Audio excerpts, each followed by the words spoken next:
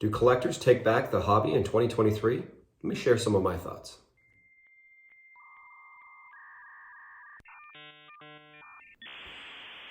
Hey, what's going on, everybody? Thank you for checking out the video. My name is John. Today, I want to talk about the current landscape of the sports card hobby and share my thoughts on why I, as a collector, why I have been since really kind of late November, early December, and remain very excited about the hobby for collectors in 2023. That said, first I want to talk about a part 2 video that I'm going to record later today. It's part 2 of a video that I posted last week related to TTM autographs and some golf custom photos of Golf Hall of Famers and major champions that we had done, my son and I had done back in 2010. As part of that video, I had mentioned that we had also done some baseball and football, basketball, sports card TTMs that same summer. Went down in the basement, found a number of those cards. Here is just a sampling of some of them. There's a Bill Sharman autograph, a Robert Parrish, Bob Pettit autograph, David Robinson autograph, and many others. They're not just basketball. We did other sports as well. But we're going to make a part 2 video related to the TTM video that we just posted and post that. So if you are interested in TTMs and that side of the industry or the hobby, please check out that video. We'll get it posted probably on Thursday of this week. Okay, so as a collector, 2023, why am I excited as a collector? Well, let me first start by saying I've been watching a few other channels and they've been talking about the state of the hobby and the whole sellers aspect of it and the investment aspect of it. And while I really don't play on that side of the hobby, in fact, I haven't sold a card since the pandemic. Reason why I sold a card during the pandemic is those peak pandemic prices. There were just certain cards that I had bought for, say $20-$30 and you're selling for $200 and $300. And they weren't, there's another YouTuber, EliteCo3, he uses the term Grell cards or casket cards. He uses the term casket cards. These were cards that weren't part of my collection as casket cards, meaning you're going to go to the grave with those cards. They were just other cards that I picked up as part of the hobby or part of my collection that I was easily able to kind of move away from. And when you're making like a 10, 20, 30, 100x on a card, sometimes you just got to make hay, as they say. So that said, while I don't necessarily focus on the investment side of it, and to be totally fair, if you're a collector, you're a pseudo investor. You may never sell your cards. I don't have any intentions to sell my collection cards as well. But generally speaking, your cards do have an investment aspect of things. And whether it's if you pass your cards along to a loved one or spouse, significant other, your children, they may end up selling those cards in the future. You may find that your financial situation in the future changes, and then you do use your cards as more of an investment. So most collectors, there is a longer term investment aspect of this. And generally, while it might not 100% keep up with the rate of inflation, generally cards do go up. Good quality cards, the types of cards I know I collect and many of you collect, they do increase in value and generally could be and may be sold in the future, whether you're doing the selling or somebody within your estate does the selling in the future. So we are technically all investors, but kind of this new investment using sports cards as a alternate class of investments, similar to art or coins. The pandemic and really kind of even pre-pandemic, we started seeing that side of the sports card industry and hobby take center stage. And then when the pandemic came in, the investment side came in, and everybody had expendable cash that was getting free money from the government. and you found the gambling money because sports weren't being played for a while. That gambling money came into the sports card industry. Long story short, the investment class of YouTube influencers really kind of started taking hold within the hobby. You couldn't go to a sports card show kind of over the last 2 years and not see somebody videoing for a YouTube channel and claiming that they were a professional investor of X, Y, and Z. I'll be honest, I believe that some of that is going to take a big dip or slowing this year. And I think we're already starting to see it. And I think we've been seeing some of this since late November. I think that the metrics and the data is starting to now really show itself that the prices, the investment, quote unquote, investment prices are still low and remain low. I'm not going to pretend to talk about or know much about the prices of retail hobby packs, boxes, that sort of that aspect of the card collecting world, because it's just not a part of the world that I actually play in. I only buy singles. I only deal with my collection, things that are important to me. Now, some of that's very broad. I'm a post-war MLB rookie card collector. That is a very broad niche that a lot of people are invested into and collecting. So we are seeing those prices come down, right? Since November, we're coming down. I will share, I picked this card up mid-December. It's a 1965 SGC 4.5, even though this is a wonderful 4.5, sharp corners, no creases, no staining. Centering is slightly off on the front and the back. The back does have a little bit of wear up here by my finger. And a little bit of edge wear, but this is a very clean 4.5. I picked this card up for 50 bucks mid-December. This is a card that during the World Series, when Houston was in the World Series, this card spiked in the $100, $120, $25 range for a 4.5 similar quality card. The 4.55s. I actually think this is a undergraded card personally. I think it's a very good quality copy at a 4.5. That was a card that has come down over 50%, right? Pre-playoffs last year, that was a card that was regularly selling for 85 to 100 bucks, right? So we're now seeing that card sell in the $50 range. The fives are still selling in the $75 range, slightly lower. And then when you get to like a collector's grade of a 6, you're still playing in that $125 range. But those were $200, $250 cards during the peak, right? During the peak playoffs 3 months ago, right? November, we started seeing those cards come down. December, opportunity came up for me to purchase this card. Really a 50% reduction of where it was just 3 months earlier, and roughly a 25% reduction, kind of what it sold throughout 2022. So we are seeing at least a 25 to 50% reduction between 2022 prices and late December, early January 2023 type prices. Prices are coming down for collectors. It's going to allow us to, expand our capital a little bit further, get more quality cards, maybe increase on a grade, maybe pick multiple cards up when you could have only invested one. I'm super excited as a collector. We are seeing prices come down. Now, some may say, well, it's the off season. Totally agree. There's an off season, factor here. But generally, not completely, but generally, vintage is isolated from off season type prices. Yes, they do come down. They certainly don't come down at the same rate that modern does. A 50% reduction is something that we generally don't see in a vintage during the off season, right? Multiple factors there. Off season baseball. Prices, 2022 prices continue to drop.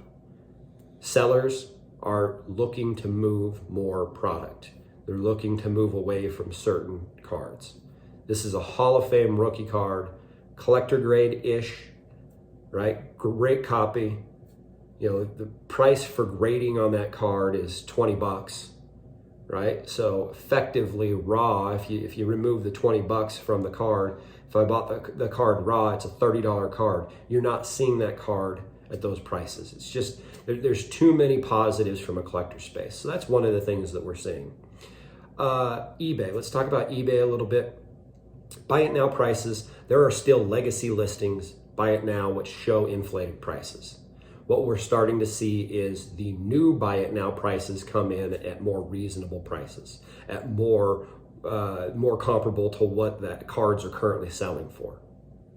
That's a good thing. That's going to help drive some of those prices down. Additionally, things that I've been doing, and I'm starting to see it open up more and more sellers being more flexible and willing. Buy it now prices with OBO offers. If you reach out with reasonable offers based upon current comps, throw in a statement of, hey, this card is selling at X, I'm firm at this price. Feel free to pass or just decline it if you're unwilling or unable to come down to this price point. I'm starting to get some of those offers. There were 3 cards that I wanted to target this baseball off season. This Joe Morgan was one of the 3. I have a 1973 Mike Schmidt rookie card coming in. It's currently in the eBay authentication. It is a graded card, but it's over at the authentication center. I should have that in the next week or two. You know, it's a card that the seller had listed at $300. It's a card that was selling for $300 based upon the grade and the quality of the card. On an OBO, I was able to offer $175, which was actually a little bit on the lower side. This is a card that normally sells between $175 and $200 based upon the grade, based upon the condition of the card. I was able to put an offer out for $175, and that seller at $300 accepted the offer. She was willing to move away from the card. We're starting to see some of that come back into the marketplace. Not quite a 50% reduction in price, but darn near a 50% reduction in price from what they had it posted. One thing I'd mentioned there is sellers that had similar cards in similar grades at cheaper prices are not as flexible. Those are people that have listed the cards more recently, and they're probably into those cards a little bit differently, right? They're not as willing. Sometimes go to a card that is considered overpriced at this point in time. Go to those sellers and make a reasonable offer based upon current market conditions, market prices. I'm starting to see more and more of that. Another thing in eBay that I'm starting to see, auctions. The actual auctions are coming and setting new lows, new 2022, 2023 lows. So the 2023 lows are technically lower than the lows that we've seen in 2022.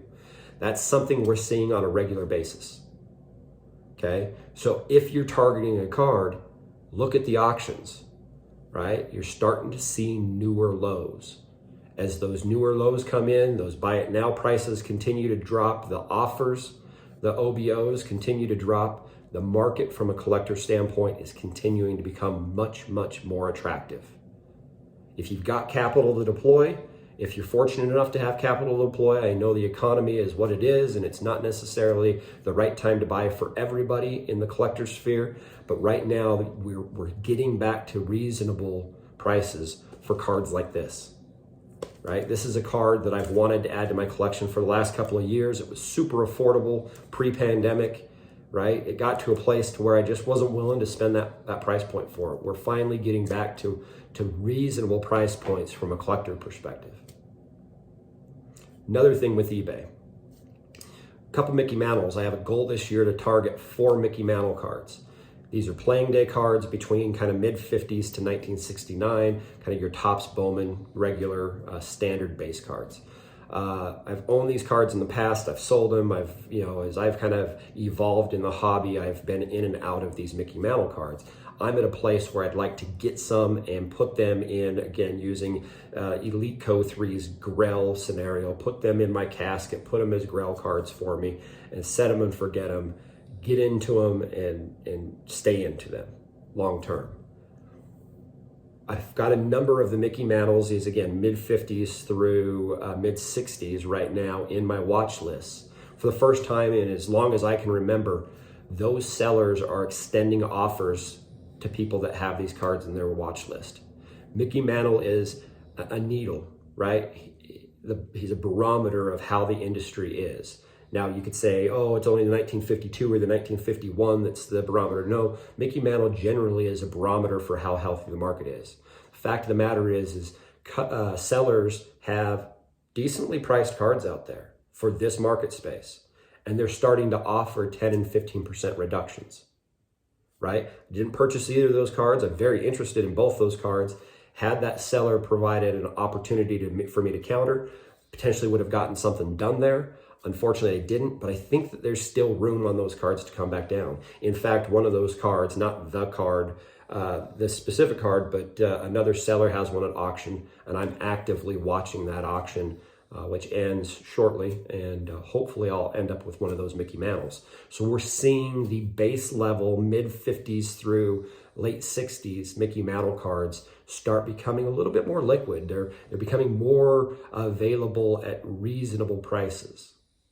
That's an indicator that the collecting space, there's opportunities from a collector perspective. The sellers are becoming more flexible, right? From an investment perspective, you may see some of these investors, quote unquote investors, that have come in, liquidating cards, moving them to sellers, moving them in bulk, right? As the sellers get them at decent prices, they're able to extend them to us for different price points. They're more willing to move off of their space. Collectors are benefiting right now, okay? One of the things I like to do, this is maybe just a piece of advice, but one of the things I like to do is I'm a multi-sport collector, and as a multi-sport collector, as we move into a playoff series, I start targeting, pre-planning for the off season of a given sport. I like to buy a lot of my cards in the off season. Right? Yes, generally you can find some better prices. Now, again, modern comes way down in the off season, generally speaking. Vintage, you do see dips in vintage, but generally it's not as severe as a decrease. However, football off season's here. I'm starting to target a list of 1 or 2 cards that I want to add to my football collection. Starting to earmark those. Starting to see more of those cards get posted as the sellers make a final push to try and get playoff type dollars out of those. And then what doesn't sell potentially becomes a reduction for us as collectors. So one thing you should be looking at if you're a football collector or if you're a baseball collector, we are in the baseball season. You should be looking to try and add during the off season, assuming you have the capital. But prices are becoming much more attractive in baseball, and in football, I fully expect the offseason will see a continued low in the baseball side, the football side of things. Okay, I want to be able to maximize my dollars as we go into an off season, and right now, I believe we're seeing a collector's friendly space to try and maximize those dollars. Okay, now, I want to make sure that we talk about this. There are GOAT cards out there, Grell cards out there. They're the cards in the hobby that generally define the hobby. T206 cards, the Wagner, the 52 Mickey Mantle. Today you could add them 51 Mantle, Mays rookies, Hank Aaron rookies. These are cards that generally define the marketplace. Those GOAT kind of Grell cards, they'll be the last things to come down if they ever do. And if they do, you're talking there, if a Julio Rodriguez rookie card comes down by 50%, those cards are going to come down by 5-10% at most. Right? Now, other Mickey Mantles might come down 25-30%. Right? So we haven't seen a true softening of some of those GOAT cards in the baseball space. Of course, the NBA, they're two different marketplaces. They should really be thought of as two different marketplaces. The NBA with the Michael Jordan Fleer stuff and the pandemic prices, we've already seen those come down 40-50%, right? Specifically those investor tier PSA 10s, PSA 9s, those very high dollar cards, that were selling at $100,000 evaluations or had $100,000 evaluations are now $50,000 evaluations. They're selling for a fraction of what they did sell for, right? We don't see some of that same movement in kind of the 60s baseball. Not that those big giant swings. They are two different marketplaces. But, you know, those GOAT cards, don't expect to see those GOAT cards come down a 52 mantle to come down to, you know, earthly type prices. They will remain high, right? So if you're using those as your barometer, they'll be the laggards. And if they come down, you're not going to see them come down by 50%, not unless we have a total card crash. It would take a total card crash. Finally, I wanted to talk about other things I'm looking at in spaces where I'm seeing people being willing to move on, and that's COMC. COMC has an ability for you to go and make offers. Now, you have to load money onto your COMC account and use their internal ecosystem, but then it gives you an opportunity to make offers on cards. Thing about COMC is the seller can kind of predetermine what offers they're willing to at least entertain, and then they can make a counter offer at that point in time, or they can choose not to have an offer ability. What I'm starting to see is some of those low-end counter offers. So say it's a $10 card and the seller is willing to look or accept offers around $5, so 50% discount.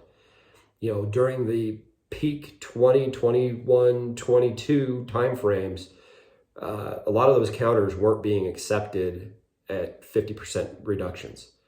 I'm starting to see some of those reductions in the COMC world, those 50% reductions get accepted. Quite specifically on low dollar cards, things that are like $20 and less. You know, if it's a $10 card and the opportunity is there for $5, you offer the $5, I'm seeing them accepted. I've purchased probably in total an equal amount of COMC cards in the last month and a half as I have eBay cards, because the cards are becoming more available, meaning the prices are becoming more attractive. Right? Generally, COMC has pretty decent prices, right? Once you get past the shipping piece, and if you combine big lots, you can move past the shipping piece fairly easily. But you add to that the offer opportunities. We're starting to see those offer opportunities net new lows, right? Those lows don't always transition. These are cards. If you're talking a card for $5 and you get it for $2 on COMC, it's still probably selling for $4 and $5 over at eBay. You know, obviously eBay, there's taxes and fees and things that you got to pay as a seller and whatnot. And then you've got the shipping aspects of it. They don't 100% align up. They never will. COMC is becoming a very attractive market space. If you're not used to COMC, and by the way, I avoided COMC for a long time because I didn't understand their business model. I thought they were a Probstein. I thought they were a Golden. I thought they were a PWCC type of thing initially. Didn't fully understand the COMC model. Right? Oh, it's only been in recent times that I've really invested into COMC, from, you know, giving my attention and searching for cards and building my collection out using COMC. Right? But that's a marketplace where we're starting to see new lows. The sellers on there, and not all of them, but the sellers on there, you're starting to see more and more sellers become, you know, willing to come off of some of their prices. So that is another space for me where I'm seeing prices come down. Okay, that includes mid-tier kind of inserts, things like refractors, those types of things that really jumped up during the pandemic. Those kind of parallels, legacy like 90s type parallels that really jumped up. Starting to see some of those cards not only get listed cheaper, but the offers being accepted for reasonable opportunities. All right, so that's a couple of things. Wanted to do just more of a campfire sort of chat, fireside type of chat today. Did show you this. This is one of my targeted pickups. Meant to show this off in an earlier video, didn't. Got some TTM stuff that I'm going to be doing. Want to also make a video. There's a supply company I've been using recently, but I'm going to make a kind of maybe not a dedicated video, but I'm going to use that in another video for some additional content. There's a supply company I've been using. I have zero affiliation with. They provide some great stuff. I have probably spent more money on supplies based upon the volume of cards that I'm getting from COMC and eBay over the last month and a half. My supplies, I can't keep supplies in fast enough, and I'm buying $80 worth of supplies at a whack, right? So it's not like I'm just buying 25 Ultra Pros and going through 25. I'm moving, or I'm bringing in a bunch of supplies just to try and organize my collection in 2023 and make sure that I'm targeting the things I want to target. I'm excited about 2023. There's some cool stuff. Another TTM video be posted on Thursday. Look out for shorts. If you're not already and you enjoy the content, please like and subscribe. Add a comment. What are you thinking? What do you think is going to take place in 2023? If you're here and you're still watching at this point in the video, leave a comment. Let me know what you believe 2023 is. Is it a seller's market? Is it a collector's market? Is it still an investment market? Let me know your thoughts. Talk to y'all later.